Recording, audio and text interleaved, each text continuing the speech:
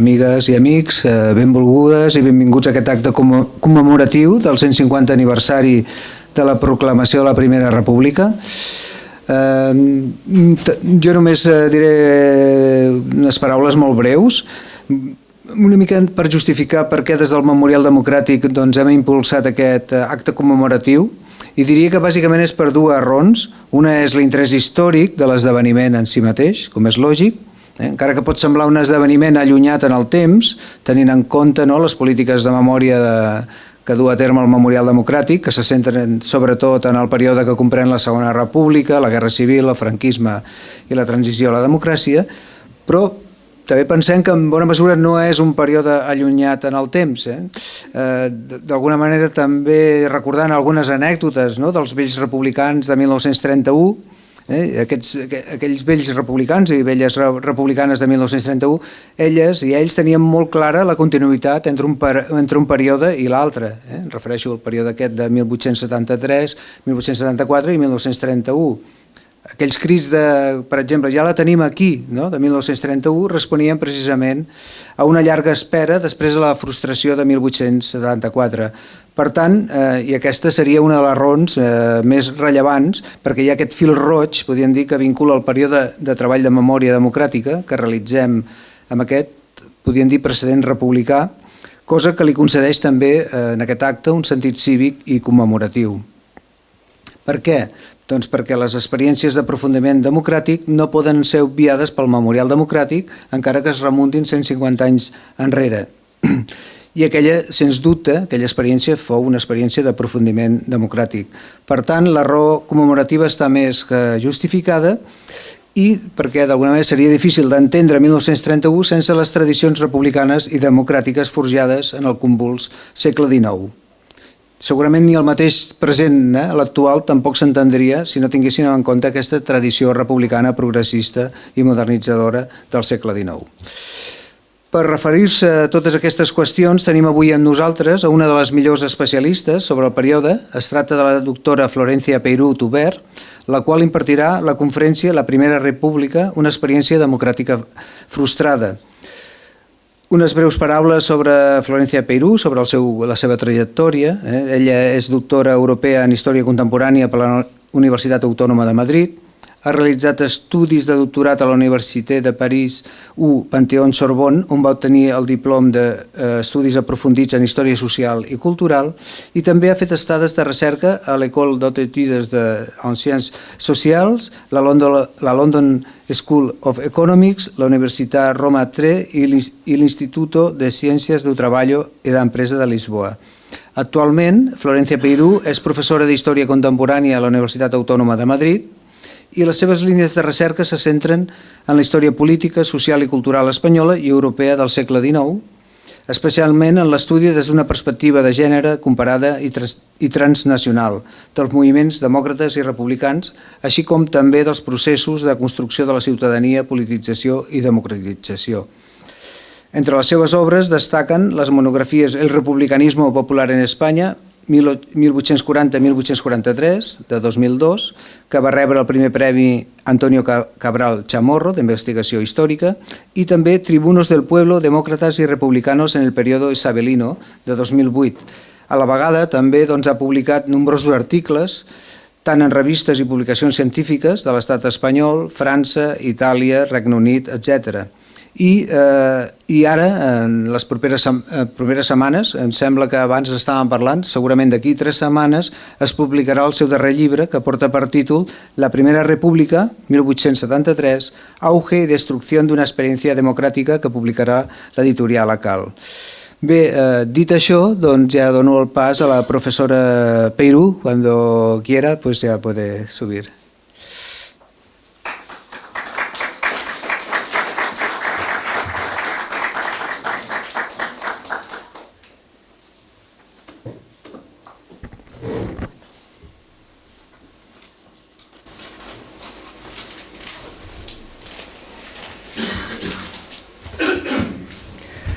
Buenas tardes. Bueno, en primer lugar quería agradecer al Memorial Democràtic la invitación impartir esta conferencia. Para mí es un placer y un honor estar aquí esta tarde con todos ustedes. Bueno, el 11 de febrero pasado se cumplieron 150 años de la proclamación de la Primera República y hemos podido ver cómo en la prensa y algunas obras que se han publicado aprovechando la coyuntura se repiten los lugares comunes que vienen funcionando desde el siglo XIX. Fue un episodio caótico, convulso, anárquico y utópico, y fue así porque los republicanos habían sido una panda de incapaces, ambiciosos, iluminados, que no tenían un programa concreto ni sentido político alguno.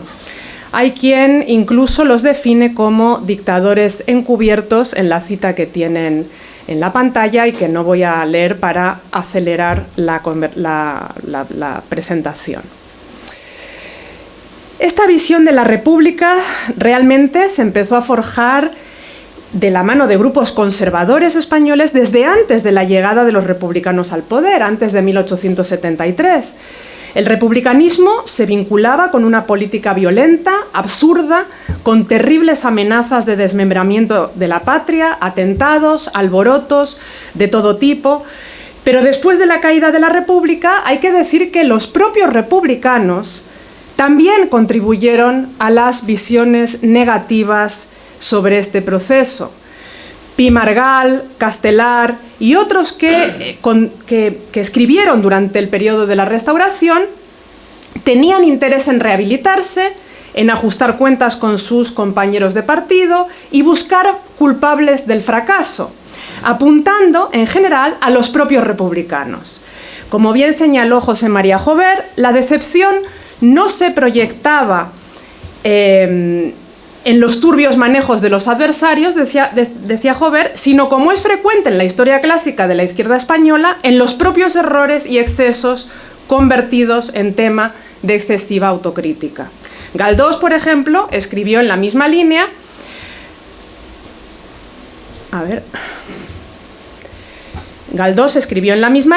que los cuadros políticos de 1873 no estuvieron a la altura de su misión, carecieron de energía y realismo, anduvieron sobrados de ingenuidad e idealismo para defender y consolidar el nuevo régimen. La Segunda República fue para los republicanos una suerte de ruptura de la historia, de oportunidad, como dijo Antonio Machado, de saltar hacia el mañana, y no mostraron mucho interés por revisar esas visiones del pasado. Es más, el carácter utópico de la Primera República quedó reforzado y se hacía referencia al mismo en el Parlamento, en la prensa, para reclamar formas de proceder en ese momento distintas, que no fueran utópicas como habían sido las de la primera. Mientras tanto, los sectores conservadores seguían insistiendo en la perturbación del orden, en el vandalismo. Menéndez y Pelayo hablaba en 1882 de desolación apocalíptica, de horribles orgías, de destrozos y de anarquía. Las tintas se cargaban, lógicamente, mucho más en los cantonalistas que en los carlistas, que estaban en guerra desde 1872 y cuyos desmanes habían sido bastante más graves que los protagonizados por los cantonalistas. Esas visiones continuaron durante el franquismo, que, como es bien sabido, interpretaba la guerra civil como una cruzada contra las hordas bárbaras y sin Dios de la República. Los republicanos que se exiliaron en ese momento centraron sus esfuerzos por definir las causas de la derrota y ajustar cuentas una vez más con sus propios compañeros en desgracia. A partir de ahí, los historiadores que empezaron a trabajar en ese contexto y en los años finales del franquismo centraron su atención sobre todo en el estudio de la CEDA, de la Falange, del PSOE, del PC, de los movimientos socialistas y anarquistas, y dejaron en segundo plano a los republicanos.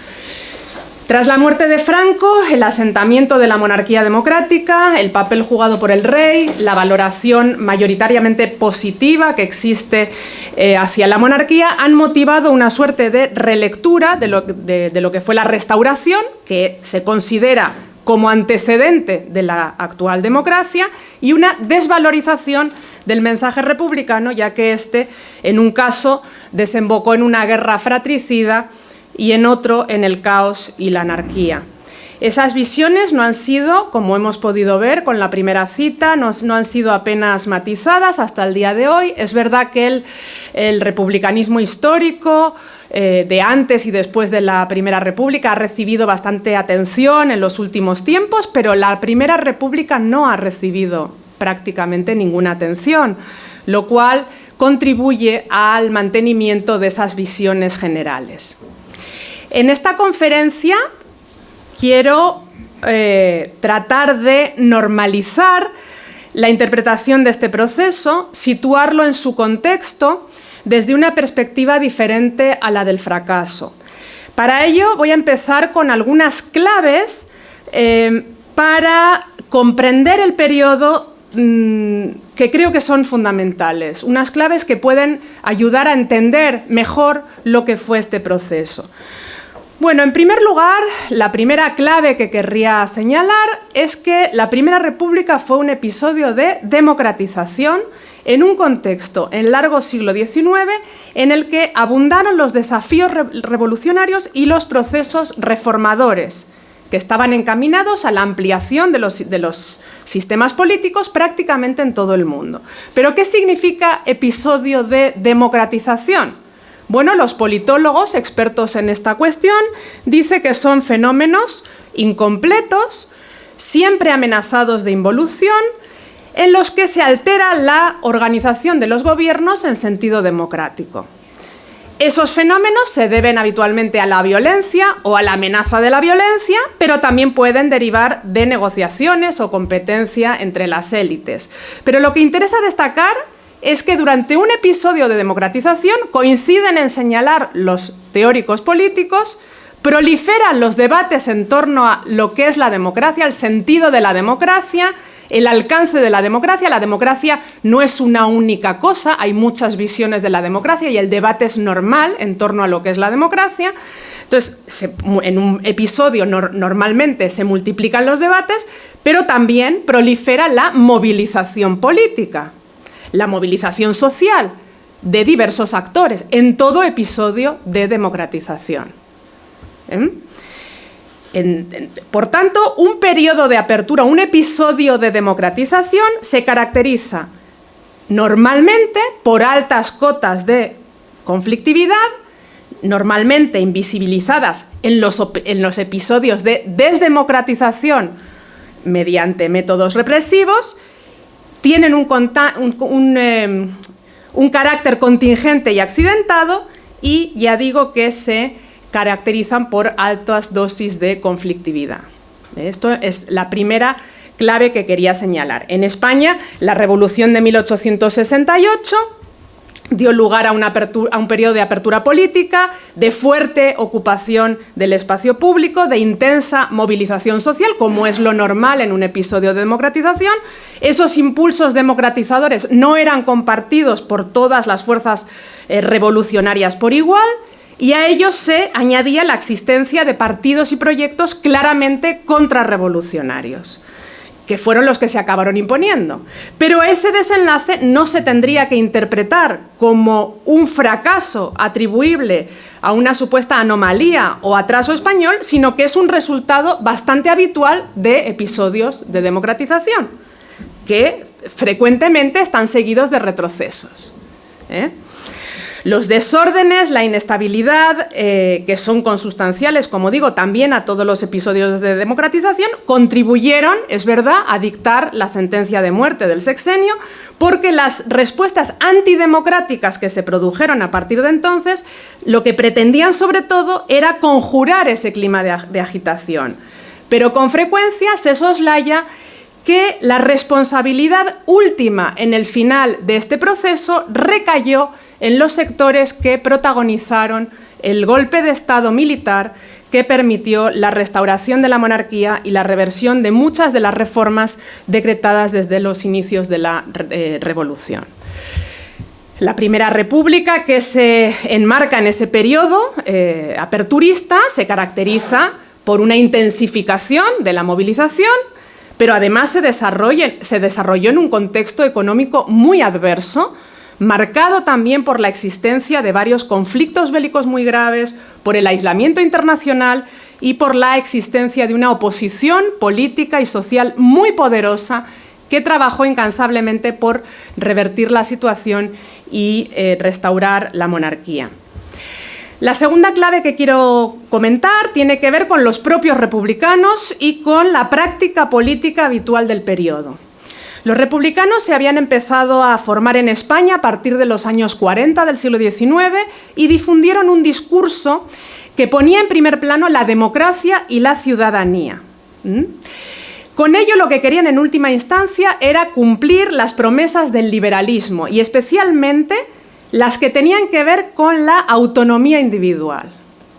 El régimen censitario, que permitía la participación política únicamente a los que pagaban una determinada cantidad, convertía, a su juicio, a la mayoría de la población en esclavos o siervos. Los republicanos defendían un sufragio universal masculino para convertirlos en sujetos independientes de todo principio externo de su propia voluntad. Esa autonomía se combinaba con una fuerte dimensión cívica, comunitaria. El ciudadano debía pagar impuestos de acuerdo con su nivel de renta, pero sobre todo debía defender la patria y defender la libertad en todo momento. Era una ciudadanía muy exigente, participativa y vigilante.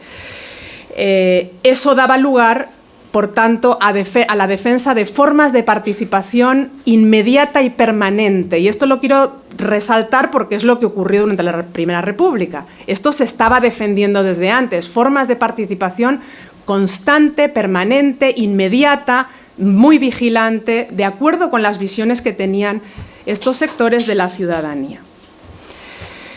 Muchos republicanos, por tanto, defendieron formas de democracia directa porque veían, como Rousseau, muchos peligros en la representación. Se pensaba, por lo general, en formas de sanción popular de todos los proyectos de ley, aunque es verdad que nunca se precisaba cómo iban a llevar a cabo este proyecto, ¿no? Un proceso de sanción en ese momento, además. Lo que sí se dejaba claro es que un sistema de este tipo requería una organización descentralizada o federal.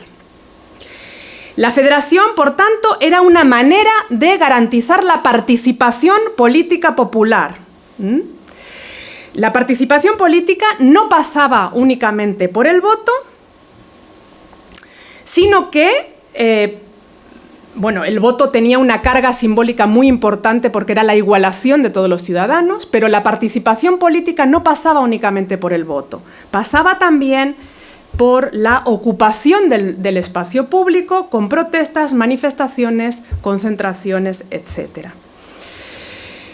Pero lo que quiero dejar claro es que la defensa de este federalismo que se realiza desde los orígenes tiene que ver con esa manera de hacer realidad una ciudadanía participativa de este tipo. Por otro lado, ese federalismo republicano constituyó, y esto también es muy importante, uno de los principales mecanismos de politización popular que tuvo el movimiento republicano. Los poderes locales, durante buena parte del siglo XIX, conservaban bastantes competencias, y esto a pesar del centralismo que se impuso a partir de la Constitución de 1845. Podían regular alquileres, tasar fincas, privatizar propiedades rústicas de hecho, también se encargaban de la distribución del agua, de abonos, de fertilizantes, de sanidad pública, de litigios fronterizos, el control de los municipios, que era algo que estaba implícito también en el federalismo de los republicanos, porque no era solo era la elección popular de los municipios, frente al modelo censitario que lo que hacía era nombrar a los alcaldes desde el Estado central. Bueno, pues el control de esos municipios era algo vital para los habitantes de pueblos y ciudades. Entonces, bueno, pues ese federalismo es un mecanismo de politización fundamental. Por otro lado, el proyecto de autonomía individual, defendido por los republicanos, los hizo sensibles a diversos proyectos de reforma social. La autonomía intelectual se conseguiría mediante la instrucción y la autonomía material mediante al recurso a propuestas diversas de los distintos socialismos que circulaban por aquel entonces, asociaciones de productores y consumidores, de socorros mutuos, bancos de créditos y un modelo democrático de desamortización. Es otro punto fundamental. Los republicanos criticaban con dureza la manera en que se había desarrollado los procesos desamortizadores en España, que habían tendido a beneficiar a los sectores acomodados y defendían la venta de las propiedades desamortizadas en pequeños lotes por cantidades módicas y el préstamo a muy bajo interés de estas cantidades módicas a los jornaleros del campo. El ideal que hay aquí es el de una extensión de la propiedad, no es una supresión de la propiedad, sino una extensión, una sociedad de pequeños propietarios. Esto fue otro mecanismo muy importante de politización y contribuyó a vincular a la República con el reparto de tierras. La última clave para comprender este proceso. Los partidos políticos, tal y como se entienden en la actualidad, no estaban aún desarrollados en España. Es que solo en 1869 se proclamó el derecho de asociación, un derecho que es crucial para que se pueda desarrollar un sistema partidista. Por el contrario, la segunda mitad del siglo XIX fue un periodo de transición de los antiguos partidos de notables a los partidos de masas. Este proceso, según el importante teórico Norberto Bobbio, fue muy conflictivo, plagado de discusiones entre partidarios y líderes de los partidos por fijar las líneas políticas maestras de los distintos partidos. Y esto se hizo patente también, ocurrió durante la Primera República, pero forma parte de algo que es normal, es lo que quiero señalar. Los sectores más impacientes durante la Primera República condenaban las decisiones tomadas por los gobernantes y los diputados parlamentarios. Faltaban estructuras de discusión, de canalización de las divergencias, pero es que además las actitudes generalizadas en ese momento no eran negociadoras, sino que tendían a la exclusión o al intento de exclusión de los adversarios. Pero esto no es una peculiaridad del republicanismo, Y esto lo quiero dejar muy claro, no es una peculiaridad del republicanismo. En España existió una hostilidad hacia el pluralismo político compartida por todas las corrientes hasta la Restauración. Y esto ocurría en otras zonas, en otros países. En Francia, por ejemplo, también ocurrió. En Reino Unido, que es uno de los principales cunas del sistema partidista, también se mantuvieron problemas y visiones hostiles al partidismo, a la pluralidad, durante bastante tiempo.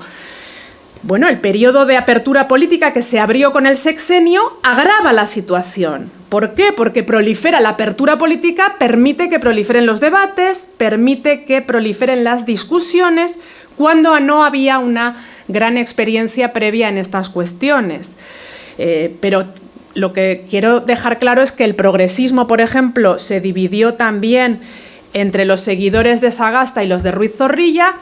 Los de Ruiz Zorrilla se volvieron a dividir después en otras dos formaciones. Los unionistas estaban divididos entre los fronterizos de Serrano, los seguidores de Ríos Rosas y los de Cánovas. El carlismo estaba dividido también. Es decir, aquí todos los partidos estaban divididos. No son los republicanos los únicos incapaces de ponerse de acuerdo. Bueno, esto es lo que hizo que este periodo fuera tan inestable. Las coaliciones, los acuerdos fueron muy difíciles, tanto dentro de los partidos como entre los partidos, pero es una consecuencia de lo súbito de la apertura política y de la carencia de estructuras de negociación. Es algo que tal vez se podría haber ido suavizando si hubiera existido más tiempo y si las circunstancias no hubieran sido tan adversas. Y bueno, pues ahora voy a entrar con más detalle en esto. Yo considero que estas claves permiten comprender los desarrollos de la Primera República. Voy a empezar por La vida parlamentaria, en primer lugar, voy a tratar de ser breve. Bueno, la vida parlamentaria es lo que más se ha trabajado sobre este periodo y, bueno, pues está marcada por el retraimiento de todos los partidos, es decir, ningún partido participa en las elecciones.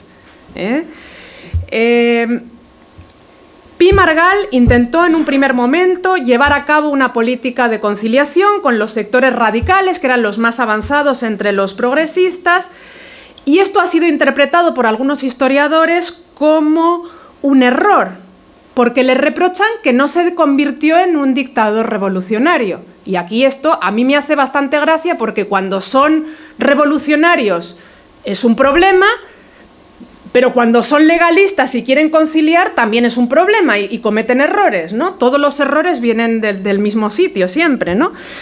Bueno, los radicales en un primer momento participan en el gobierno, pero intentan ellos un golpe de Estado el 23 de abril. Este golpe de Estado fracasa y a partir de ahí los republicanos se van a quedar solos.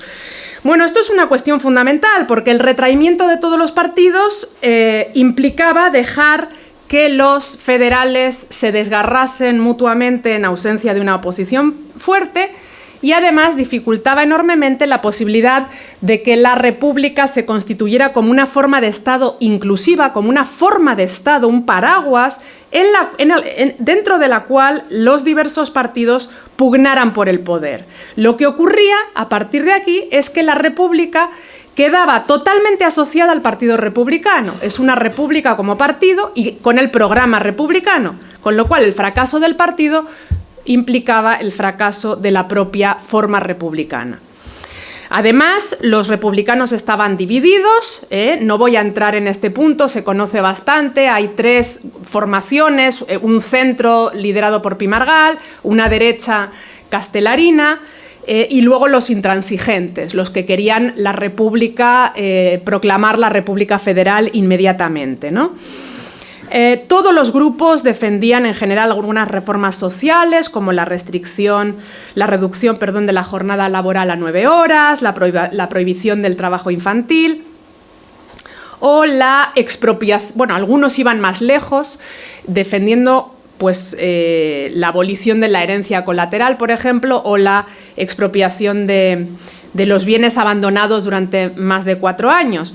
Pero en cualquier caso, la principal diferencia que existía entre estos grupos radicaba en el alcance de la reforma social y la manera de organizar la República Federal, de abajo arriba o de arriba abajo. En las mismas fechas, los republicanos franceses de la Tercera República estaban también divididos en varias fracciones. Bueno, como he dicho antes, en un contexto un tanto más sosegado, estas diferencias entre los republicanos podían haber ido dando lugar a la formación de dos partidos distintos, un partido republicano más conservador y otro más avanzado, que es algo que Castelar pidió a la altura del otoño del 73.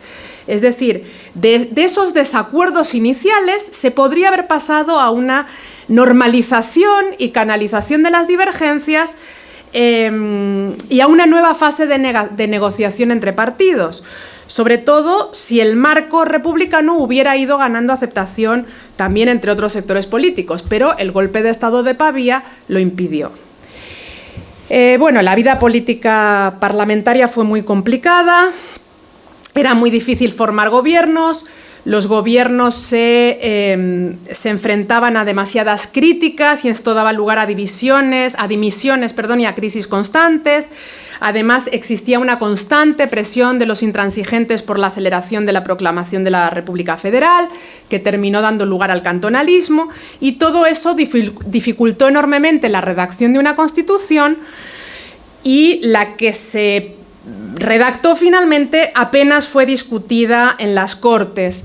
Castelar va a tomar las riendas de la situación en septiembre y va a clausurar directamente en un momento ya que ha estallado, bueno, el cantonalismo lleva en marcha desde julio, clausura las Cortes hasta enero para tratar de pacificar al país. Bueno, No quiero entrar en esa vida parlamentaria, pero lo que sí quiero decir es que toda esa inestabilidad, todas esas convulsiones no impidieron que los republicanos hicieran esfuerzos por realizar toda una serie de reformas económicas y sociales.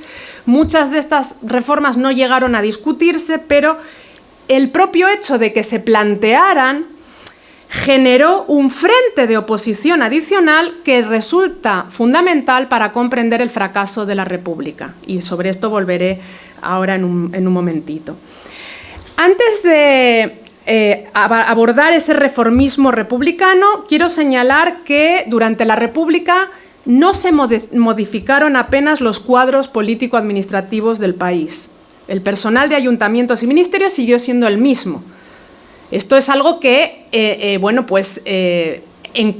lo que enfadaba enormemente a los intransigentes, que lo que querían era una republicanización de las instituciones, y ahí es verdad que Pi Margall quería, ir por partes, mediante elecciones, de una manera legal, pero ese es un hecho. Esos cuadros sí no eran republicanos, y esto, claro, dificultó todavía más la consecución del principal objetivo republicano, que era el establecimiento de un régimen de libertades, de derechos, de justicia, de igualdad. Ese era el proyecto republicano, un régimen de ciudadanos autónomos, como he dicho antes, tanto en el plano intelectual como en el plano cultural, como en el plano material, pero también un régimen de progreso, un régimen de productividad que pudiera conducir a España a una posición destacada en el panorama internacional. Y así hay que entender los distintos proyectos de ley que se presentaron en Cortes. En primer lugar, se presentaron varios planes de división y de venta-ascenso de bienes procedentes de los bienes comunales de los ayuntamientos, baldíos, realengos también, concejiles, es decir, algo que formaba parte del programa desde los orígenes. Ninguno tuvo mucho impacto. Algunos se admitieron a consideración, pero las circunstancias del periodo hicieron que quedaran pendientes de discusión. Hubo algún proyecto también de recuperar algunos de los bienes comunales que ya se habían vendido previa indemnización del propietario afectado.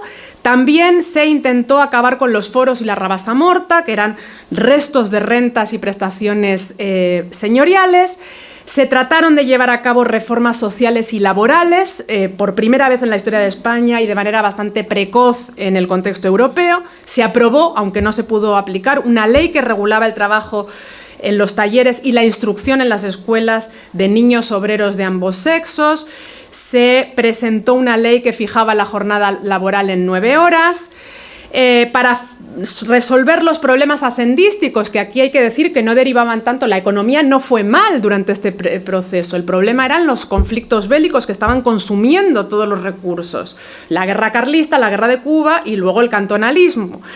Pues para resolver esos problemas se elaboró la ley de cesión de las minas de Río Tinto, pero también, y esto es muy interesante, se intentó acabar con la ocultación de las propiedades de grandes y de las tierras de grandes y medianos propietarios, que hacia 1871 rondaba el 42% del total. Era propiedad oculta que no se conocía, que el fisco no conocía. Entonces, se intenta acabar con lo que se llamaban los amirallamientos, que es esta ocultación de la propiedad. Y además se estableció un empréstito para solucionar los problemas hacendísticos, un préstamo forzoso que debía recaer en las mayores fortunas. Eso moviliza a los grandes propietarios que estaban siendo sometidos a una creciente presión tributaria y entonces van a formar ligas de propietarios en defensa de sus intereses. Los propietarios se van a unir a los afectados por otro importante proyecto de ley, que es el que abole la esclavitud en Cuba.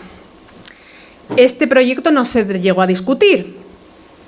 Muchos eran los que vivían de esta institución tan penosa, desde los propios hacendados de Cuba hasta los funcionarios corruptos de distinto rango, incluyendo capitanes generales, todos aquellos que sacaban beneficios del mercado colonial. y los que interpretaban la reforma como una desintegración nacional: políticos, oficiales militares, periodistas, industriales, constructores, financieros, comerciantes, propietarios agrícolas, banqueros, navieros, astilleros. Es decir, son muchos sectores afectados que se van a unir, se van a integrar en centros hispano-ultramarinos, asociaciones que se llamaban centros hispanos, que se crearon en varias ciudades españolas con el fin de evitar cualquier tipo de modificación del statu quo en la isla de Cuba, y que, como he dicho, integraban a sectores económicos muy influyentes y que están en la base de toda la trama conspirativa que, en conjunción con las ligas de propietarios y con sectores del ejército desafectos, el ejército no se pudo reformar. Hubo varios proyectos de reforma del ejército para tratar de despolitizarlo, pero el ejército no se pudo reformar durante la Primera República, y además, cuando estalló el cantonalismo, hubo ya que tirar de los generales que había, que no eran afectos, ponerlos otra vez al frente de los distintos ejércitos, y bueno, pues no hubo un ejército republicano, desde luego. Entonces, bueno, pues los sectores que estaban integrados en los centros hispano-ultramarinos, liga de propietarios, sectores del ejército desafectos, van a participar en una trama conspirativa que mueve muchísimo dinero y que financia el golpe de Estado de Martínez Campos en diciembre de 1874. Bueno, hubo otro reformismo republicano menos conocido, que es el reformismo local, el de los ayuntamientos republicanos de ciudades como Cádiz, Barcelona, Sevilla, Teruel, entre otras muchas, donde ganaron las elecciones municipales. Y desde esos ayuntamientos también se trató de llevar a cabo el ideal de comunidad de iguales que estaba en la base del proyecto republicano. Se organizaron milicias republicanas, se abolieron impuestos indirectos, se decretaron en algunas ocasiones aumentos salariales, la reducción de la jornada laboral, se establecieron programas de obras públicas para reducir el paro, se trató de secularizar la enseñanza primaria, modificando los libros de texto, eliminando los textos con los que se aprendía a leer, que eran textos profundamente antiliberales. Se eliminaron, bueno, se prohibió la enseñanza de la religión en las escuelas municipales, se eliminaron símbolos religiosos de las aulas, se cambiaron los nombres de muchas escuelas, y al mismo tiempo se fundaron centros culturales y educativos republicanos y laicos como ateneos o clubs. También se aprobaron en muchos de estos ayuntamientos matrimonios y entierros civiles, se eliminaron símbolos religiosos también de las calles, y se aprobaron en muchas ocasiones impuestos que recaían en los sectores más acomodados. Por tanto, lo que vemos es que, a pesar de las dificultades, los republicanos tenían un proyecto de país. Puede ser más o menos realista en este contexto, lo digo por esas acusaciones de utopía, de falta de programa. Había un proyecto, nos puede parecer más o menos realista, pero, bueno, pues era un proyecto que se encaminaba, desde luego, a mayores cotas de libertad, democracia y modernización. Por otro lado, y paso al segundo punto que quiero señalar, es que los discursos, el tercer punto más bien, vida parlamentaria, el reformismo, los discursos democráticos que se habían difundido con anterioridad, el federalismo republicano, también tuvieron que ver con la movilización y conflictividad social que se produjo durante todo este periodo. La República Federal se había vinculado, ya lo he dicho antes, tras muchas décadas de propaganda, a la idea de un cambio inmediato que permitiría a todos sus partidarios gozar rápidamente de unas reformas largamente ansiadas. La Federación iba a convertir a todos los varones en dueños de sus destinos. No se trataba únicamente de elegir representantes para el gobierno nacional, sino que esa idea de la Federación se trataba de decidir de una manera inmediata sobre cuestiones locales y provinciales. Tras décadas de dominio moderado, de ayuntamientos y diputaciones, de acuerdo con un sistema piramidal que dejaba poco espacio a la participación popular, la federal significaba recuperar el poder para llevar a cabo rápidamente las reformas que se consideraban imprescindibles, reformas que tenían que ver con cuestiones laborales, precios de productos de primera necesidad, distribución de la tierra, de recursos imprescindibles como el abono, como la leña o como el agua. El federalismo republicano, por tanto, tiene más que ver con todo ese espectro de cuestiones relacionadas con la democracia y la democratización que con asuntos técnicos de organización territorial. Tiene que ver con la constitución de ciudadanos activos y vigilantes que participen en la gestión de los asuntos de sus comunidades. Una participación que se entendía tendría resultados favorables para los deseos e intereses de cada uno, sin que se contemplara la posibilidad de divergencias irreconciliables. Y este sí que es un punto, una dimensión utópica que tenía este proyecto. Aquí sí, no se concebía, no se consideraba la posibilidad de divergencia. Yo creo que así fue interpretada la federal por los habitantes de los pueblos o de las ciudades que fueron engrosando las filas de sus defensores.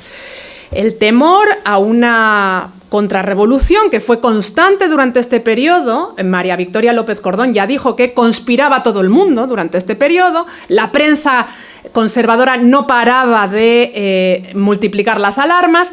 Entonces, el miedo a la contrarrevolución y la impaciencia, motivada por décadas, también hay que decirlo, y esto lo señalan todos los especialistas, de hambre, de miseria, no solo generaron agitación social, sino que terminaron promoviendo actitudes revolucionarias.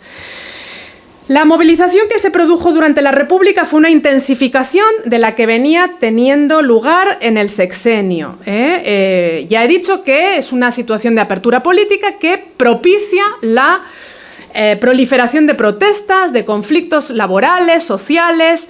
Pero esto ya hemos dicho que se considera normal en los episodios de democratización. Proliferan las demandas, las protestas, la organización de exigencias, ¿no?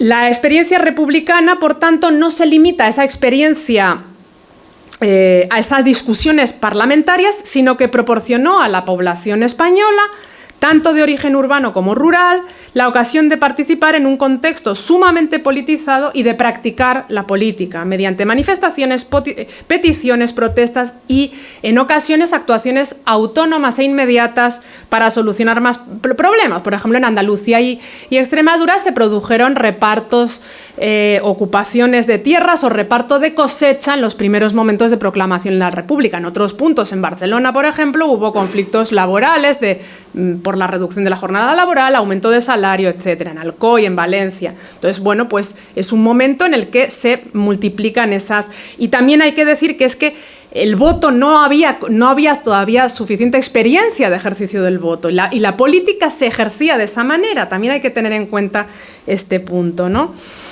Bueno, pues el cantonalismo tiene que ver con esto, al fin y al cabo, ¿no? Estalla, como sabemos, y ya voy a ir terminando, a partir del 12 de julio, ese movimiento cantonal constituyó, como estoy diciendo, por encima de todo un intento de llevar a cabo la federación rápidamente para implementar toda una serie de reformas que se vinculaban con el republicanismo desde hacía mucho tiempo.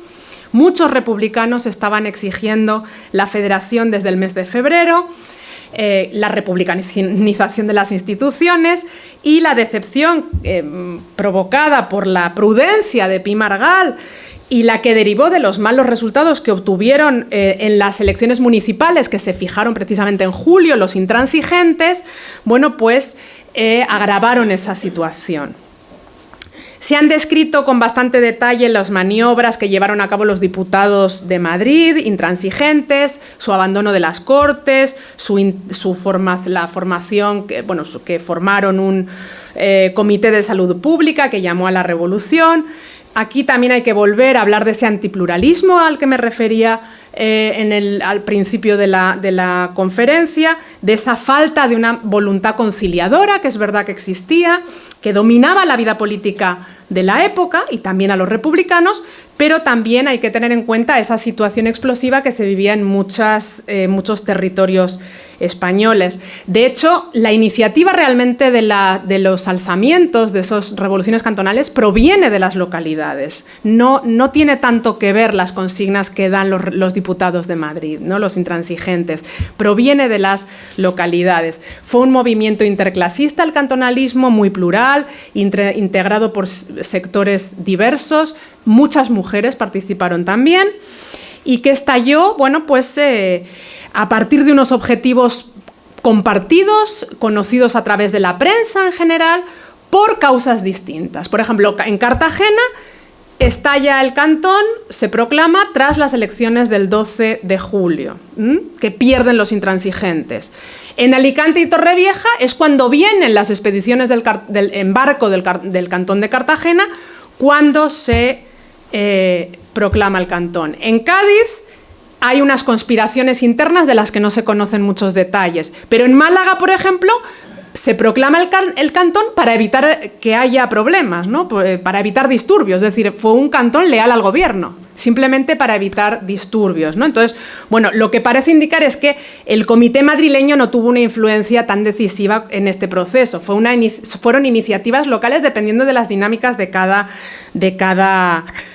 localidad, ¿no? Fue un movimiento urbano, a veces contó con el apoyo de localidades circundantes, como por ejemplo Chiclana, Conil, Puerto Real, en el caso de Cádiz. El apoyo del ejército que ocurrió en Cartagena fue muy raro. Lo normal fue que esas revoluciones se produjeran en localidades que no tenían o que habían perdido gran parte de sus fuerzas armadas, que se habían desplazado a luchar al frente carlista, por ejemplo. Y luego, pues en cuanto a las medidas que toman estos cantones a nivel interno, son muy parecidas a las que acabo de describir de los municipios republicanos. Es decir, estos cantones lo que quieren es eso, es realizar las reformas rápido. Medidas de, republicanización de las instituciones, medidas de reforma de tipo socioeconómico, supresión de impuestos, precio del pan, pueden tasarlo en un momento dado, obras públicas para dar trabajo, secularización, es decir, cosas muy similares. Limitación de la jornada laboral, en Sevilla 8 horas, secularización de cementerios, matrimonio civil, cambio de nombre de calles, es decir, es muy parecido. Solo en Cartagena se acuñó moneda. Pero no hubo ningún acto, no hubo ninguna medida más radical que esto, ¿no? En cualquier caso, la aventura duró muy poco. Tras la caída de Pi Margall, a mediados de julio, Salmerón llevó a cabo una primera fase represiva y puso al frente de los ejércitos encargados de acabar con los cantones a los generales, precisamente lo que decía antes, Martínez Campos y Pavía, que era lo que tenía a su disposición. En otoño prácticamente todos los cantones habían claudicado, menos Cartagena, que fue derrotado en enero del 74. Bueno, a partir de ahí se inicia la cuesta abajo. Castelar, como ya he dicho, va a privilegiar el mantenimiento del orden, toma medidas extraordinarias de guerra, restablece las ordenanzas militares, las milicias quedan bajo mando directo del ministro de Gobernación.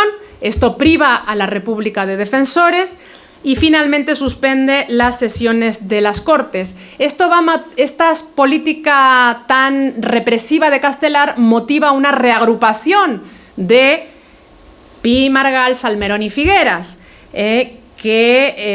los sectores del centro-izquierda. La oposición de estos sectores hace que Castelar dimita, nada más abrirse las Cortes, en enero del 74, y cuando parecía que este grupo de centroizquierda iba a recuperar el poder, se produce el golpe de estado de Pavía. Pavía no quería tomar el poder, Pavía lo único que quería era evitar que los federales volvieran al poder, quería eliminar el federalismo de la vida política española, ¿no? Y él se mantuvo al margen. En ese momento, Serrano fue nombrado presidente, se formó un gobierno integrado por sectores unionistas, constitucionales, radicales y un republicano unitario que es Eugenio García Ruiz. Lo que ocurre en esta República Conservadora de 1874 se conoce muy poco. Hay solo una tesis doctoral que se dedica a este tema.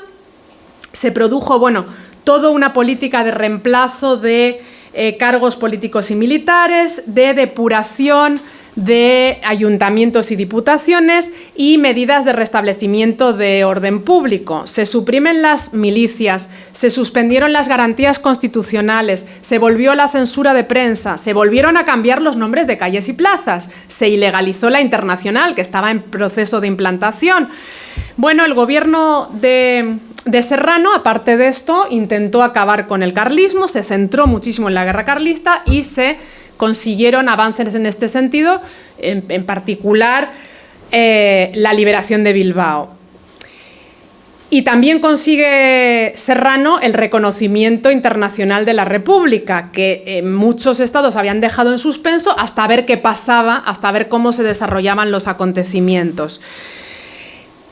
Mi interpretación es que a pesar de estas medidas conservadoras, o precisamente gracias a estas medidas conservadoras, la República del 74 se podía haber ido, digamos, convirtiendo en una república más integradora. Es decir, esa república conservadora, que es lo que ocurrió en la Francia de la Tercera República, por cierto. La república se mantuvo gracias a la alianza de los republicanos moderados con los orleanistas. Y no cayó, los monárquicos eran muy fuertes, no cayó la Tercera República porque los monárquicos estaban divididos. Porque los Borbones y los orleanistas estaban profundamente divididos y los orleanistas terminan asociándose con el republicanismo conservador. En España no, los monárquicos están muy unidos, pero en este momento esa república conservadora podía haber ido consiguiendo el apoyo de distintos sectores, de sectores más moderados, y esto podría haber ido dando lugar a un marco republicano conservador con más apoyo. Es decir, podía haberse ido produciendo esa transición de república como partido a república como un marco simplemente, como una forma de Estado. De hecho, los republicanos moderados, Castelar entre ellos, después de ese primer disgusto que tuvieron cuando fue el golpe de Estado, estaban dispuestos a colaborar con esa república. Y los radicales y los constitucionales de Sagasta también parecían dispuestos. Pero en ese momento tuvo lugar el golpe de Estado de Martínez Campos, a partir de esa trama que he dicho antes, que vincula a todos los sectores alfonsinos, las ligas de propietarios, los centros hispano-ultramarinos. Esa conspiración estaba liderada por Cánovas, pero las cosas se precipitaron por la impaciencia de algunos conjurados. A principios de noviembre, Martínez Campos se dirigió a Valencia, estaba harto ya de la lentitud de los preparativos de esa conspiración. Había sido convocado Martínez Campos por los alfonsinos valencianos, que llevaban mucho tiempo trabajando en la atracción de militares. El pronunciamiento tuvo lugar el 29 de diciembre y no hubo apenas resistencia, hubo algo de resistencia, pero así acabó este primer experimento democrático en España. En su obra Cánovas, Pérez Galdós diría, esta cita tan tremenda, que dice: en el propio estado de pérfida legalidad seguiría viviendo nuestra nación año tras año, hasta que otros hombres y otras ideas nos trajeran la política de la verdad y la justicia, gobernando no para una clase escogida de caballeros y señores, sino para la familia total que goza y trabaja, triunfa y padece, ríe y llora en ese pedazo de tierra feraz y desolado, caliente y frío, alegre y tristísimo que llamamos España. Muchas gracias.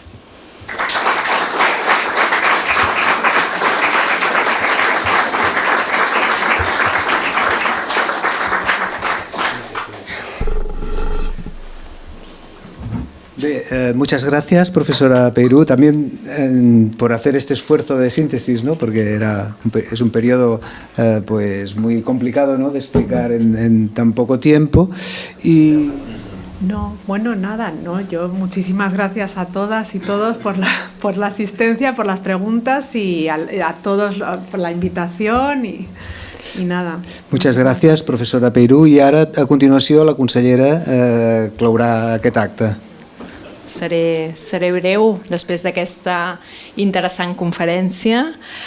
Bon vespre, director del Memorial Democràtic, doctora Peiró, amigues, amics, i moltes gràcies per ser aquí.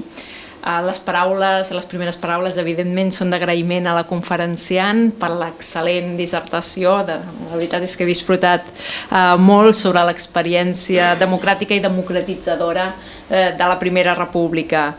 Com ja s'ha suggerit al llarg de la conferència, aquell episodi de la nostra història va ser pioner en la lluita pels drets i les llibertats. Dissortadament va haver de conviure amb 3 conflictes simultanis, amb la Tercera Guerra Carlina, l'aixecament cantonal i la Primera Guerra de Cuba, però la Primera República es va inspirar i va inspirar a diferents tradicions polítiques que encara són referència avui. La democràcia, amb l'extensió del sufragi a tots els homes majors de 21 anys, excloent encara, això sí, a les dones. El sufragi universal no arribarà, doncs, fins al 31. El socialisme i les corrents progressistes, algunes encara incipients, que tingueren un gran impacte significatiu en les polítiques de l'època. S'avança, per exemple, en matèria laboral i s'aproven normes que reculen per primer cop el treball infantil. I per últim, el federalisme, i aquí destaca la figura gegantina del president Pi Maragall, que lliga federalisme i república com a binomis inseparables. Una república unitària no és una verdadera república, sinó una monarquia amb gorra frígia, defensava. Malgrat l'experiència de tots aquells elements avantguardistes i segurament per la seva major transcendència històrica, tendim a recordar avui l'arribada de la Segona República més que no pas la Primera. El govern de la Generalitat, però, ens considerem hereus i reivindiquem la Primera i la Segona República com a antecedents immediats al marc democràtic actual. Així ho reconeixem en el nou avantprojecte de la Llei de Memòria Democràtica que vam aprovar per govern aquest dimarts. Malgrat que el període estricte de la memòria democràtica va, com ja s'ha comentat, des de la proclamació de la Segona República a les primeres eleccions catalanes del 1980, la llei obre la porta a fer política pública sobre experiències democratitzadores posteriors i també anteriors, i la Primera República n'és un exemple cabdal. A més, i segurament interessarà a alguns historiadors i divulgadors que esteu en el públic, la nova llei obrirà encara més els arxius i l'accés a documents per a la recuperació de la memòria democràtica. La Generalitat tindrà l'obligació d'adoptar mesures per identificar, descriure, inventariar, protegir i divulgar aquests documents. També concedirem subvencions i ajuts a persones titulars d'aquests documents perquè puguin inventariar-los, conservar-los i posar-los a disposició de tota la ciutadania. Preveiem en aquest sentit que es puguin disposar gratuïtament en un arxiu públic. I tot aquest esforç que farem en relació als arxius i als documents històrics donarà contingut al dret a la veritat, un dels principis del dret internacional que vertebra la nostra llei de memòria. Aquestes polítiques de memòria i també actes com el d'avui tenen un objectiu important, que és el de construcció d'una ciutadania madura i democràtica. En un moment on els totalitarismes i les dretes radicals tornen amb força, la formació democràtica i la divulgació dels períodes com el de la Primera República es tornen imprescindibles. La memòria democràtica, pensem, que ha d'esdevenir aquest mur contra la barbàrie i la intolerància. I es tracta, en definitiva, de posar en valor aspectes com la llarga lluita pels drets i les llibertats, el foment de la pau, la consolidació i la millora de la qualitat democràtica o el respecte als drets humans. Acabo, doncs, reiterant els agraïments a la doctora Peiró per la seva magnífica conferència al Memorial Democràtic, per haver organitzat aquest acte i molts més que en vindran, i moltes gràcies, doncs, a tots i a totes per haver disfrutat avui d'aquesta conferència i que tingueu un bon vespre.